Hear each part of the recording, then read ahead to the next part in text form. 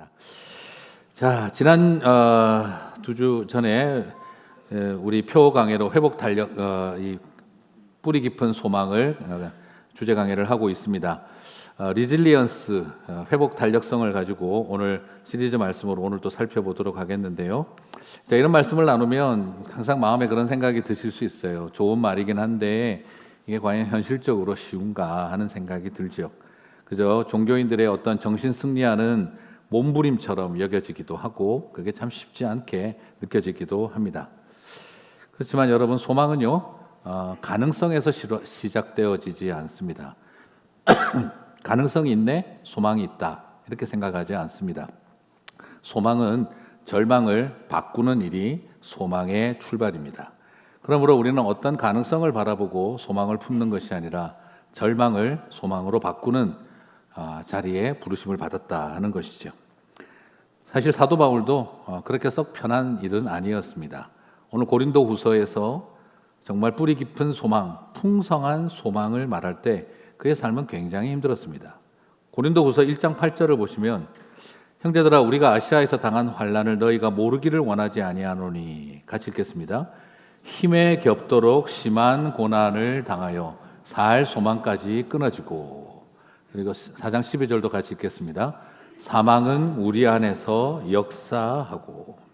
그렇습니다. 오늘 고린도 후서를 시작하는 자리에서도 그는 힘에 겹도록 심한 고난을 당하면서 살 소망이 끊어졌었고, 그리고 오늘 고린도 후서 4장을 시작을 하면서 그는 사망은 우리 안에서 역사하고 있다라고 그는 고백하고 있습니다. 사실 말 그대로 살아야겠다는 소망, 그것이 소망 제로의 상태에 있었고, 그리고 내 속에서는 죽음과 사망이 역사하는 순간이었다. 결코 삶이 쉬워서 그리고 삶이 만만해서 그가 소망을 품었던 것은 아니라는 걸 보게 되어지죠. 말 그대로 압도적 절망 앞에 있었습니다. 하나님을 원망하고 죽으라 했던 욥의 아내의 말이 더 와닿을 정도였습니다. 그러므로 소망을 품읍시다, 회복 달력성을 가집시다 하는 말은 뭘 모르는 종교인들이 나이브한 신앙적 훈수를 던지는 것이 아니라 오늘 그것을 겪었고 아팠던 사람들이 함께 마음을 나누고 있는 것이다 하는 거죠. 그러므로 오늘 사도 바울은 종교인으로서 해야 할 의무의 메시지를 던지고 있는 것이 아니라 같이 그 아픔의 자리에 함께 해봤던 형제로서 저와 여러분을 향해 큰 소리로 선포하고 있는 것이 아니라 우리를 향해 어깨를 토닥이고 있다는 것을 발견하게 되어집니다. 오늘 그 사도 바울의 음성에 귀를 기울이는 시간이 되었으면 좋겠습니다. 그렇다고 한다면 뿌리 깊은 소망의 기초는 어디에서 둘 수 있을까요? 절망을 소망으로 바꾸는 회복 탄성력은 어디에서 나오는 걸까요? 인간의 강력한 의지, 그리고 남들과 다른 생득적 강인함, 어떤 이런 것들이 우리로 하여금 회복 탄성력을 갖게 하는 것일까? 그렇지 않습니다. 오히려 그것은 복음에 대한 믿음, 부활에 대한 깊은 믿음이 있을 때 우리는 뿌리 깊은 소망을 붙들 수 있다 하는 것이죠. 여러분, 부활의 믿음이 필요합니다. 고린도후서 4장 13절 14절 사망이 역사하고 살 소망이 끊어졌던 바울이 이 모든 것을 견딜 수 있었던 것은 믿음이었습니다. 같이 한번 읽겠습니다. 기록된 바 내가 믿었으므로 말하였다 한 것 같이 우리가 같은 믿음의 마음을 가졌으니 우리도 믿었으므로 또한 말하노라. 주 예수를 다시 살리시니가 예수와 함께 우리도 다시 살리사 너희와 함께 그 앞에 서게 하실 줄을 아노라. 아멘. 여러분, 저는 교회를 처음 나왔을 때 참 어려웠던 게 예수님이 십자가에서 죽으시고 부활했다는 것을 믿는 게 참 어려웠어요. 아니, 사람이 죽었다가 살아났다는 이야기를 어떻게 믿지? 예수님이 나를 대신해서 십자가에서 죽고 부활했다. 이 부활을 어떻게 믿을까? 굉장히 고민이었는데 성경을 보다가 고린도후서에서 충격받았어요. 예수의 부활도 믿기 힘들어 죽겠는데 내가 부활했대요. 병주의 부활까지 믿어야 된다는 거였어요. 이거 굉장히 저한테 사실은 충격이었습니다. 여러분, 부활신앙은 무엇일까요? 예수님이 부활했다는 것을 믿는 것이 부활신앙의 전부가 아닙니다. 절반인 거죠. 부활신앙은 예수 그리스도께서 부활하셨고 예수 그리스도를 다시 살리시니가 우리도 다시 살리신다는 것을 믿을 때 부활신앙이 완성이 되는 것입니다. 사랑하는 성도 여러분, 예수가 다시 살았다를 믿기도 어려운데 병주도 부활했다는 것을 믿는 일이 얼마나 어려운 일인지를 충격적으로 받아들였던 경험이었던 거죠. 사랑하는 성도 여러분, 저와 여러분이 어떻게 사망이 역사하고 사할 소망이 끊어진 자리를 다시 회복을 기대할 수 있느냐? 그것은 예수 그리스도를 다시 살리신 이가 우리도 다시 살리신다는 믿음이 있을 때 저와 여러분은 소망 제로의 상황을 이겨내게 하실 줄 믿습니다. 우리 같이 한 번 더 14절을 읽어봤으면 좋겠습니다. 주 예수를 다시 살리신 이가 예수와 함께 우리도 다시 살리사 너희와 함께 그 앞에 서게 하실 줄을 아노라. 그렇습니다. 이 믿음이 지식이 되시기를 바랍니다. 이 믿음이 여러분의 알미 되시기를 바랍니다. 이 깨달음이 되어질 때 우리는 그 절망의 자리도 소망의 출발점이 된다는 것이죠. 우리도 다시 살리사, 예수의 부활만 믿는 것이 아닙니다. 우리도 다시 살리사까지 나아가야 하는 것이죠. 나도 다시 살리사의 자리까지 나아가는 것입니다. 그것이 바로 완성되어진 부활신앙이라는 것입니다. 이 마음을 갖게 되니까 고린도후서 4장 16절 18절은 뭐라고 말하고 있습니까? 같이 읽겠습니다. 그러므로 우리가 낙심하지 아니하노니 우리의 겉사람은 낡아지나 우리의 속사람은 날로 새로워지도다. 우리가 잠시 받는 환난에 경한 것이 지극히 크고 영원한 영광에 중한 것을 우리에게 이루게 함이니 우리가 주목하는 것은 보이는 것이 아니요 보이지 않는 것이니 보이는 것은 잠깐이요 보이지 않는 것은 영원함이라. 바로 이 고백을 나오게 하는 것입니다. 그래서 낙심하지 않는 것입니다. 겉사람은 낡아지지만 그러나 속사람은 새로워지는 것을 보게 되는 것입니다. 예수 부활이 나의 부활이 되고 살 소망이 끊어져도 그것을 잠시 받는 고난으로 여길 수 있게 되는 것입니다. 사망이 역사하고 있다 할지라도 그것을 잠깐이라고 말할 수 있는 것이죠. 사랑하는 성도 여러분, 저와 여러분 안에 사망이 역사하고 있으십니까? 살 소망이 끊어졌습니까? 그때 저와 여러분의 부활신앙이 있게 되시기를 바랍니다.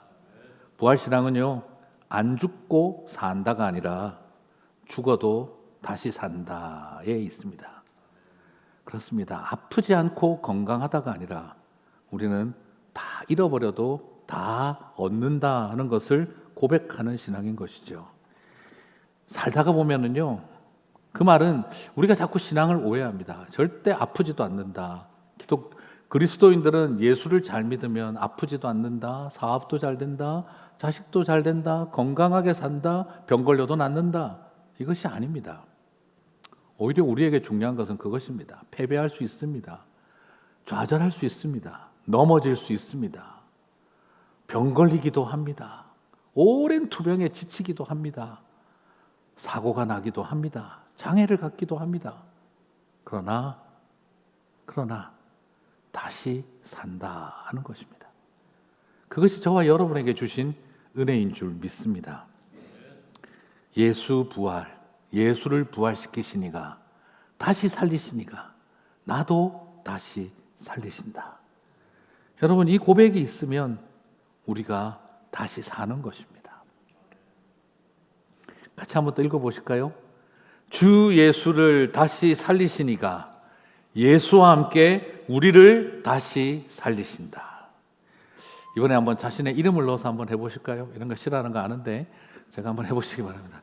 답답하시면 남편 이름을 넣으시든지 와이프 이름을 넣든지 요즘 정신 못 차리는 자식 이름을 넣으시든지 그냥 편하게 하셔도 됩니다. 같이 다 함께 하겠습니다. 주 예수를 다시 살리신 이가 예수와 함께 송병주도 다시 살리신다. 여러분, 이 소망이 있을 때 우리에게는 견딜 수 있는 힘을 갖게 하실 줄 믿습니다. 근데 여러분, 이게 참 어려운 거는 뭐냐면 다 고생하고 있으면 이 고백이 쉬워요. 아유, 김 집사님도 힘드네, 박 권사님도 아프네, 김 장로님도 죽을 맛이네, 송 목사도 미치겠다 그러네. 다 그러면 어때요? 우리 서로 손잡고 회복의 날을 바라보면서 막 이렇게 할 수 있잖아요. 그런데 옆에 쳐다보니까 어떻습니까? 나는 살 소망이 끊어지는데 저 사람은 살 소망이 넘쳐요. 사는 재미가 넘칩니다. 나는 사망이 역사하고 있는데 저 사람은 행복이 역사하고 있어요. 같은 교회 안에도 보고 있으면 막 속이 탑니다. 서로 앉아서 쉐어링을 하는데 나 오늘 이 아픔을 꺼내어 놓고 희망의 힘을 우리 믿음의 형제 자매들과 기도하리라 갔는데 그냥 딱 앉자마자 아유, 이번에 애들 다 데리고 유럽 여행 갔다 왔는데 죽이더라. 그 이야기를 딱 듣는 순간 나는 파리바게뜨 가서 빵 사먹기도 힘드는데 이 일을 어쩌면 좋나. 아무것도 나누지 못하겠다. 나는 힘들어 죽겠고 막. 그냥 우리는 그냥 이번에 막 그냥 운동을 했는데, 야, 처음으로 내가 마운틴 발디를 그냥 쉬지 않고 그냥 나중에 막판에는 힘이 남아 돌아서 나는 집 앞에 백야드를 걷는 데서 무릎이 떨리는데 이 일을 어떻게 나눌 수가 있을까? 이번에 기도하며 엎드리고 나아갔더니 하나님이 암을 고쳐주셨다.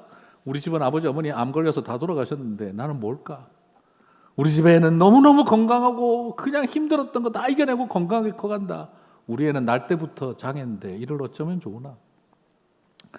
왜 이렇게 이 세상은 불공평하고 하나님은 불공평하게 여겨지는데 여기에서 하나님 살든지 죽든지 주만 바라보며 부활신앙을 갖겠습니다. 왜 나는 저 사람은 다시 안 살려도 잘 사는데 왜 맨날 나는 다시 살리셔야만 하는 걸까? 그런 현실이 우리 앞에 맞닥뜨려지기 시작을 하면 참 불공평하다. 하나님이 우리를 억울하게 만드신다 하는 생각을 하게 되어지죠. 그럴 때 회복 탄력성을 못 갖습니다. 누구는 상승력만 갖고 있는데 왜 나는 맨날 회복을 해야 하나? 그럴 때 절망이 밀려오고 소용없다는 생각이 들기도 하죠. 여러분, 하나님이 과연 불공평하게 우리의 인생을 만드셨을까요? 나는 종자부터 글렀던 인간이고 나는 싹수부터 노랬던 인생이라 이런 걸까? 우리는 그런 원망과 불평이 생깁니다. 하지만 주님은 이것에 대해서 명확한 답을 주고 계십니다. 왜 이렇게 하나님은 불공평하게 여겨질까? 그것을 좋은 씨앗과 원수가 뿌린 가라지의 비유를 통해 우리들에게 가르쳐주고 있습니다. 마태복음 13장 24절 26절을 보면요, 예수께서 그들 앞에서 또 비유를 들어 이르시되, 같이 읽겠습니다. 천국은 좋은 씨를 제 밭에 뿌린 사람과 같으니 사람이 잘 때에 그 원수가 와서 곡식 가운데 가라지를 덧뿌리고 갔더니 싹이 나고 결실할 때에 가라지도 보이거늘. 여러분, 저와 여러분은 근본적으로 좋은 씨앗입니까? 종자부터 글러 먹었습니까? 우리는 분명히 좋은 씨앗으로 하나님이 부르셨습니다. 그리고 저와 여러분은 누구는 좋은 밭에 뿌리고 누구는 몹쓸 땅에 뿌려놓은 걸까요? 아니면 모두 다 좋은 밭에 뿌려놓은 걸까요? 주님은 다 좋은 밭에, 당신의 밭에 뿌려놓으셨습니다. 주인은, 저와 여러분의 주인은 저와 여러분을 좋은 씨앗으로 삼으셨고 당신의 나라의 좋은 밭에 똑같이 뿌려주셨습니다. 불공평하지 않습니다. 공평하게 하셨습니다. 그런데 문제는 어디서 생기는 걸까요? 이 세상에 죄가 들어오면서 원수가 가라지를 랜덤하게 훅 뿌리고 지나가 버렸다 하는 것입니다. 그러면 어떻게 될까요? 어디는 죽을 고생을 하고 가라지가 안 뿌려진 데는 잘 살겠죠. 여러분, 원수의 목적이 뭔지 아세요? 사탄의 목적이 뭘까요? 저와 여러분을 괴롭히는 게 아닙니다. 내 인생 날 때부터 왜 나는 이런 부모를 만나 이런 집안에서 태어나게 했을까? 하나님은 나를 그렇게 만들어 놓은 게 아닙니다. 오히려 사탄은 저와 여러분을 괴롭히는 걸 목적으로 하지 않습니다. 그게 목적이라면 좋은 씨앗들이 있으면 꼭 둘 중에 하나하나 사이마다 가라지를 하나씩 뿌렸을 겁니다. 그럼 어떻게 될까요? 모두가 고통받을까요? 모두가 서로 공동체를 이루어 간절히 기도하며 회복 탄력성을 구하게 될까요? 후자입니다. 네. 여러분, 제가 그런 생각이 들어요. 우리 교회에 똑같이 전부 다 고난을 받으면 우리 교회 부흥합니다. 확실히 믿습니다. 모든 교인들이 전부 다 고난을 골고루 받고 있으면 모일 때마다 서로 삶을 나누고 눈물을 나누고 너도 아팠냐 나도 아팠다 막 서로 붙들고 기도하면서 막 그 역사가 나타날 거예요. 사탄은 그런 바보가 아닙니다. 그러면 어떻게 할까요? 우리를 괴롭히는 게 목적이 아니에요. 그러면 더 은혜 받고 더 부흥할 걸 알고 있습니다. 그럼 어떻게 하면 되느냐? 골고루 가라지를 뿌리지 않고 랜덤하게 훅 던지고 갑니다. 그러면 어떻게 될까요? 나는 죽을 고생을 하고 살고 있는데 저 사람은 행복해서 죽을 지경이에요. 그걸 쳐다보고 있으면 똑같은 교회인데 똑같은 하나님의 백성들인데 하나님의 자녀인데 누구는 건강하게 살다가 장수하고 있고 나는 30대 40대부터 병에 걸려서 고생하며 버티고 살아가고 있는데 왜 이렇게 불공평하고 억울할까? 누구는 자식이 저렇게 행복하게 사는데 자식들에게 저렇게 기분이 좋은데 왜 나는 그렇게 금식하고 기도하고 키운 자식이 이 모양일까? 나는 왜 남편이 왜 나는 배우자를 이렇게 만나가지고 이 고생을 하면서 살아가고 있는 걸까? 저 사람은 보니까 그냥 꿀이 뚝뚝 떨어지는데 이 웃음소리는 뭘까요? 우리 안에 있는 이 끝없는 갈등들이 괴롭히는 것입니다. 그러면서 내리는 결론은 뭐죠? 하나님은 참 불공평하시다. 하나님은 참 불공평하다. 오늘 원수의 목적은 우리를 괴롭히는 게 아닙니다. 그냥 랜덤하게 가라지 뿌리고 가서 하나님은 우리를 억울하게 만들고 불공평하게 만든다. 그래서 분열되게 하는 것이죠. 그래서 가라지가 하나도 안 떨어진 사람은 나는 예배드리고 헌금하고 신앙생활하니까 이렇게 행복하고 되는 일마다 다 잘 되는데 왜 저렇게 저 사람들은 힘들고 신앙생활을 해도 맨날 병 걸리고 자식도 안 되고 하는 비즈니스마다 저렇게 힘들고 왜 저럴까? 성경에 보니 네 영혼이 잘 된과 같이 범사에 잘 된다고 하던데 신앙생활을 잘 안 하나 봐 판단하고 또 중간에 있는 사람은 가라지가 약간 떨어진 사람은 나는 금식하고 기도하고 눈물로 엎드리니까 그 고난과 아픔과 질병을 이겨내게 되던데 괜찮아 걱정하지 마 금식하고 기도하고 하나님 앞에 엎드려봐 우리의 기도를 들어주신다니까 치유하여 주시고 잘되게 하실 거야 믿음만 가지고 나아가봐 오히려 자신의 경험과 고통이 자랑이 됩니다. 그런데 가라지가 때로 떨어진 사람은 기도해도 안 되고 금식해도 안 되고 온 힘을 다해 헌신하고 봉사해도 안 되고 하나님은 나를 제꼈나 봐 버렸나 봐 잊었나 봐 사람들은 맨날 쳐다보면서 누구의 죄 때문에 저 고생을 하고 살아갈까 판단당하는 것 같고 신앙생활 참 이 모양이다 하기 싫다 그런 생각이 드는 것이죠. 그러나 오늘 저는 부탁드리고 싶습니다. 어느 누구도 종자부터 긁는 인생 없습니다. 어느 누구도 하나님이 잘못된 밭에 집어 던진 사람 없습니다. 다만 이 세상에 죄가 들어오면서 억울하고 불공평하고 그렇게 여기게 만들어 놓은 것이지요. 그래서 부탁드리고 싶습니다. 나는 모든 일이 잘 되고 있으니 하나님 복을 특별히 받은 사람이라 우쭐거리지도 마시고 가라지가 조금 떨어져 있어서 고난을 잘 이겨냈다고 나는 특별할 거라고 착각하지도 마시고 그렇다고 가라지가 때로 떨어져서 되는 일이 하나도 없다고 해서 나는 저주받은 인생이라고 절망하지도 마시기 바랍니다. 공평하신 하나님을 세상은 불공평하고 그리고 삶은 여전히 불공평하나 하나님은 단 한 번도 우리를 그를 싹수노란 인생으로 여기지 않았다는 것을 기억하는 우리가 되었으면 합니다. 마태복음 13장 27절, 사람들은 결국 주인을 탓합니다. 집주인의 종들이 와서 말하되 주여 밭에 좋은 씨를 뿌리지 아니하셨나이까? 그런데 가라지가 어디서 생겼나이까? 결국 사탄의 목적이 이루어진 거죠. 사람들은 사탄을 원망하지 않습니다. 누구를 탓합니까? 주인을 탓합니다. 하나님은 농사 짓는 거 참 못하시네. 이걸 농사라고 지어 놓았나? 하나님은 당신의 교회를 세워놓고 하나님 나라 운동을 하는데 아이고 가라지가 곳곳에 성행하네. 우리 저 하나님은 참 농사 참 못 짓는 분이다. 그런 비난과 비판을 받게 하는 일, 그리고 거기에 있는 그 밭의 알곡들이 서로 반목하고 질시하고 우쭐거리고 기죽고 잘난 척하고 그리고 엎어지고 자빠지고 서로를 미워하게 되는 걸 원하는 것, 그게 사탄의 계계였던 것입니다. 사랑하는 성도 여러분, 그러면 그런 생각이 듭니다. 가라지 좀 뽑아주시면 안 될까? 그러나 여러분, 가라지를 뽑으려고 하면 그 가라지가 옆에 떨어져 뿌리를 같이 엮어버리기 때문에 가라지를 제거하다 보면 알곡들이 다칩니다. 주님은 자신의 평판을 위해서는 뽑아버리면 됩니다.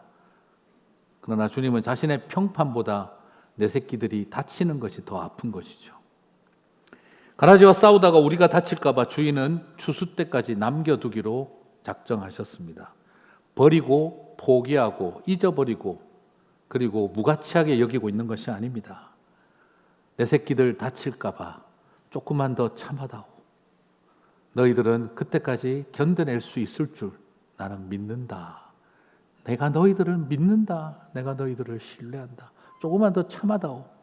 주인은 그 마음 때문에 잠시 가라지가 성행하는 것을 그냥 두고 있는 것입니다. 그리고 우리가 주 예수를 살리시니가 우리도 반드시 살리시니 그 소망을 붙들기를 원하고 계신 것이죠. 그래서 마태복음 13장 29절 30절을 보면 주인이 이르되, 같이 읽겠습니다. 가만두라. 가라지를 뽑다가 곡식까지 뽑을까 염려하노라. 둘 다 추수 때까지 함께 자라게 두라. 추수 때에 내가 추수꾼들에게 말하기를 가라지는 먼저 거두어 불사르게 단으로 묶고 곡식은 모아 내 곡간에 넣으라 하리라. 아멘. 여러분, 주님이 가만히 있고 나를 잊어버린 것 같고 나 같은 것은 안중에도 없는 것처럼 여겨지기도 하시겠지만, 그러나 주님은 그 시간이 저와 여러분을 신뢰하고 계시는 시간인 것입니다. 내 새끼가 견뎌낼 거라고 믿고 기다리고 계신 것입니다. 조금만 더 참아라. 조금만 더 참아다오.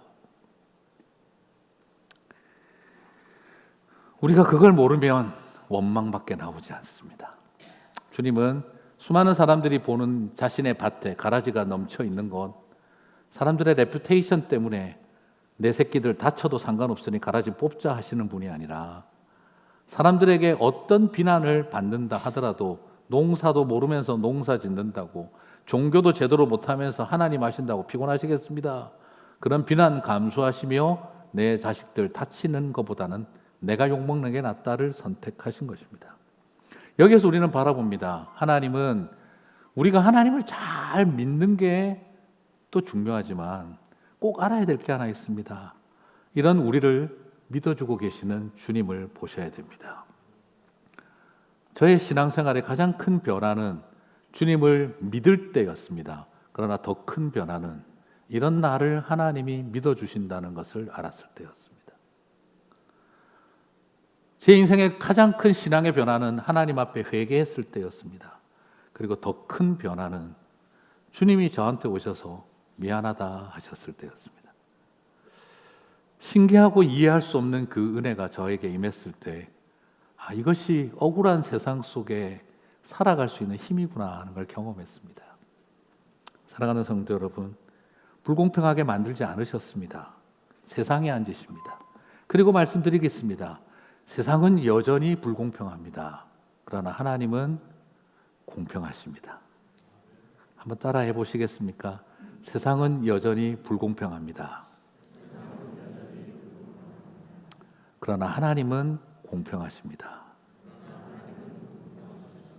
이 고백을 진정으로 깨달아 고백하는 저와 여러분 되시기를 주님의 이름으로 축복합니다. 그러므로 성도는 사느냐 죽느냐가 중요하지 않습니다. 우리가 이것을 잘 몰라버리면 자꾸 실수합니다. 제가 예전에 한번 말씀드렸는데 양로병원에 가서 예배를 드리다가 예배 드리고 나오니까 거기 계시는 간호사 한 분이 저한테 오셔가지고 목사님이십니까? 물어보더라고요. 그래서 예, 제가 목사입니다 했더니 저도 옛날 교회 다녔는데 그러시는 거예요. 그러세요? 근데 왜 교회를 안 다니시게 됐습니까? 제가 여기 양로병원 간호사 하면서부터 교회 안 가게 됐습니다. 왜요? 여기서요 제일 까다롭고 불만 넘치고 원망 많은 분들이요 목사, 선교사, 장로, 권사들입니다. 맨날 앉으면 내가 그렇게 예배를 드리고 하나님 앞에 헌금을 드리고 봉사했는데 왜 병이 안 낫고 이 모양일까? 내가 자식들을 위해서 그렇게 눈물로 기도하고 헌신했는데 우리 자식들은 왜 이 모양일까?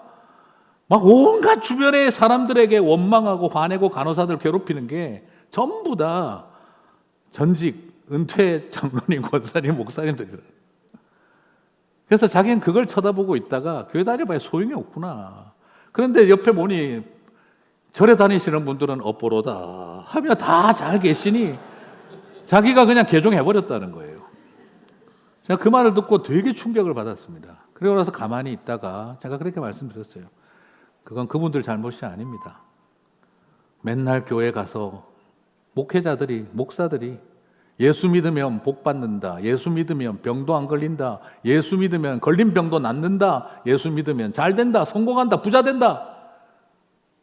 맨날 그렇게 가르쳤으니 그분들이 잘못된 가르침을 교회에서 맨날 받았으니 그분들 탓이 아니라 이게 다 목사들 잘못입니다.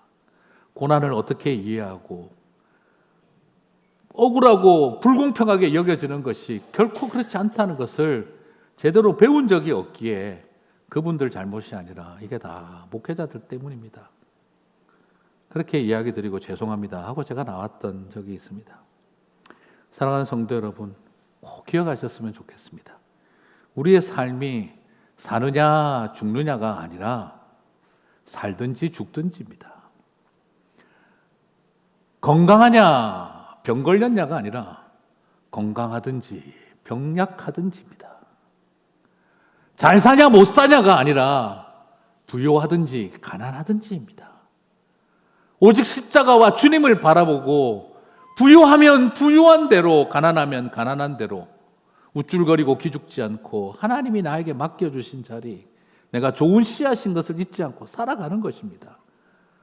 그러나 우리는 병에 걸리면 하나님 앞에 내 나를 치시라 소리부터 먼저 나오고, 조금만 뭐 안 되면 하나님이 왜 나를 버리셨나 분노부터 터져 나오는 우리의 마음입니다. 잘 되든지 안 되든지,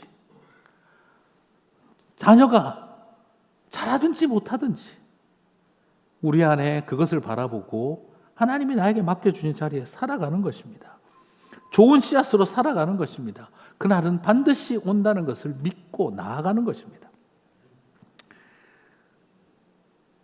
우리의 마음속에 그 소망이 있게 되시기를 바랍니다. 얼마 전에 제가 한번 온라인 어떤 교회에서 나온 글을 하나 봤는데 참 좋아서 오늘 여러분하고 나누고 싶습니다. 어려움이 없어지게 하시거나 어려움이 있어도 잘 살게 하시거나 어려움 그 자체를 사용하시거나. 그죠? 여러분 이거 보시면 어때요? 어떤 사람은 아예 어려움이 없는 인생도 있잖아요. 그런데 어려움이 생겼는데 없어지는 인생도 있고, 근데 어려움이 있어도 잘 사는 인생이 있고, 그리고 어려움 그 자체를 사용하시는 것을 보기도 하고, 그리고 또 두 번째로 상처를 사라지게 하시거나 상처가 있어도 잘 살게 하시거나 상처 자체를 사용하시거나, 각자 하나님의 계획이 달랐기 때문이다를 고백할 수 있는 삶, 그 삶이 저와 여러분의 삶이 되셨으면 좋겠습니다. 쳐다보면 그렇지요. 저도 마찬가지입니다. 그냥 어떤 분은 평생 암도 안 걸리고 장수하시는 분이 있고, 어떤 분은 암에 걸렸다가 은혜로 치유받는 분도 있고, 어떤 분은 암에 걸려서 투병하다가 결국 주님 품으로 가는 분도 있습니다. 목사로서 저는 하나님 앞에 그렇게 기도했었습니다. 저희 아버지, 어머니 두 분 중에 한 분은 그래도 좀 살려달라고. 그런데 아버지도 간암, 어머니는 뇌종양, 다 암으로 돌아가셨을 때 나는 분명히 저주받았을 것 같다. 그리고 앞으로 나는 투병하시는 분들을 위해서는 기도 못할 것 같다. 자기 아버지, 어머니도 다 암으로 돌아가셨는데 내가 어떻게 기도를 할 수 있을까? 그런 절망이 밀려오기도 했었습니다. 그렇지만 어느 누구도 각자 하나님의 계획이 달랐을 뿐입니다. 누구는 종자부터 글렀고 싹수부터 노란 것이 아니라 그 모든 것이 하나님의 은혜입니다. 어떤 사람은 자식들이 태어날 때부터 건강하고 잘 자랍니다. 그리고 어떤 분은 아이가 태어날 때부터 병약하기도 합니다. 또 어떤 분은 영원히 가능성이 없는 장애를 안고 태어나기도 합니다. 저도 하나님 앞에 엎드리면서 그런 생각을 참 많이 했습니다. 왜 우리 막내는 장애를 갖고 태어났을까요? 그리고 죽는 날까지 이 장애를 붙들고 살아가는 모습을 보면서 나는 세상을 떠나야 하는데 이걸 어떻게 해야 합니까? 그렇다고 한다면 저는 우리는 잘못된 것인가? 그렇지 않습니다. 각기 하나님의 계획이 달랐을 뿐입니다. 폭풍을 멈춤으로 전능하심을 알게 하시기도 하고, 폭풍 속을 걸음으로 의심 없는 믿음을 주시기도 하고, 폭풍에 갇힌 섬에서도 하나님이 전해지게 하시는 것입니다. 폭풍이 내 인생에 없느냐 있느냐가 중요하지 않습니다. 폭풍이 내 인생에서 멈췄느냐 아니냐가 중요하지도 않습니다. 폭풍 속을 걸어도 괜찮습니다. 폭풍에 갇혀서 섬에 머물러도 괜찮습니다. 각기 은혜가 다를 뿐입니다. 그 자리에서 세상은 불공평하나 하나님은 공평하시다를 노래하며 나아가는 그곳에 우리에게 주어진 은혜와 사명은 동일한 줄 믿습니다. 그렇습니다. 우쭐거리고 싶지도 않고 그리고 기죽고 싶지도 않습니다. 하나님의 자녀로서 좋은 씨앗으로서의 당당함을 안고 나에게 주어진 길을 걸어가는 저와 여러분 되시기를 바랍니다. 말씀을 마무리하겠습니다. 실패와 상처의 기억은 집요합니다. 때로는 내 혈관을 따라 상처와 실패의 기억이 흐르고 있는 것을 보게 되기도 합니다. 참 놀랍죠. 피가 흐르는 것이 아니라 실패의 상처와 그리고 좌절의 고통이 내 혈관을 흐르는 것 같은 느낌이 듭니다. 아무리 짐을 가볍게 해도 마음의 짐이 내 영혼을 짓누르는 것을 느낍니다. 주님의 품과 팔에 안겨서 이젠 실패의 시간과 실패의 장소로부터 멀리 날아가야 되는데 어느 틈에 우리는 실패의 시간과 장소에 안겨 있는 것 같은 모습을 보게 되어지죠. 그러나 기억하십시오. 주님이 독수리 날개처럼 우리를 업어 날아오르십니다. 그리고 약속의 땅으로 반드시 데리고 가십니다. 이제 우리가 해야 할 일은 그 독수리 날개 같은 주님의 날개 위에 앉아 저 하늘의 아름다운 구름을 느끼고 햇살을 가슴에 채우며 바람으로 숨쉬며 호흡하는 법을 배우는 것입니다. 끝없는 적막으로 가득한 어둡고 차가운 방구석에 그 축축함에 젖어 있지 말고 나와서 치유하는 광선이 비추는 아름다운 해방의 광장을 마음껏 걸어야 합니다. 이제는 기억조차 분명하지 않는 그 상념과 상처의 파편들이 여전히 내 마음속에 가득해서 걸어갈 때마다 발바닥을 유리조각처럼 찌르고 내 손바닥을 베게 만드는 자리에 계속 피 흘리며 주저앉을 수 없습니다. 끝없는 실패와 상처의 꼬리 물기에 윤회에 갇히지 마십시오. 사단은 끊임없이 우리를 향해 속일 것입니다. 너는 절대 행복할 수 없다. 너는 절대 회복될 수 없다. 하나님은 불공평하시다. 너라는 인생을 잊어버리셨다. 그러나 그 거짓말에 속지 마시기 바랍니다. 그 거짓말에, 사단의 거짓말에 속아 내 마음에 거짓의 마을을 건설하고 거짓으로 장식하며 스스로를 속이며 분노하지 마십시오. 내 안에 텅 빈 결핍을 채우려고 그 가짜들로 포장하고 위장하는 일들은, 그 허망한 노력은 이제 그만해도 괜찮습니다. 언제까지 그 수치와 부끄러움으로부터 여전히 머물러 있고 도망치며 살아가기만 하겠습니까? 십자가와 부활, 우리를 살리고 다시 살게 하는 그 십자가와 부활 앞에 무릎을 꿇으십시오. 그 찬란한 슬픔을 여러분 사랑하고 찬양하십시오. 가면을 만들었으며 결핍을 채우려는 헛된 노력들은 이제 날려버리고 차라리 우리를 위해 십자가에서 죽으시고 부활하신 주님의 그 벌거벗음 앞에, 그 미친 사랑 앞에 감미로운 찬양을 드릴 수 있는 저와 여러분이 되시기를 바랍니다. 뼈에 새겨진 상처의 기억과 아직도 여전히 우리의 혈관을 가득 채운과 같은 절망의 감정들로부터, 그것이 우리를 주장하지 않고 내 심장이 다시 부활의 예수의 심장으로 박동하는 역사가 일어나게 되시기를 바랍니다. 고린도후서 4장 14절 같이 한번, 16절 18절까지 같이 한번 큰 목소리로 읽었으면 합니다. 주 예수를 다시 살리시니가 예수와 함께 우리도 다시 살리사 너희와 함께 그 앞에 서게 하실 줄을 아노라.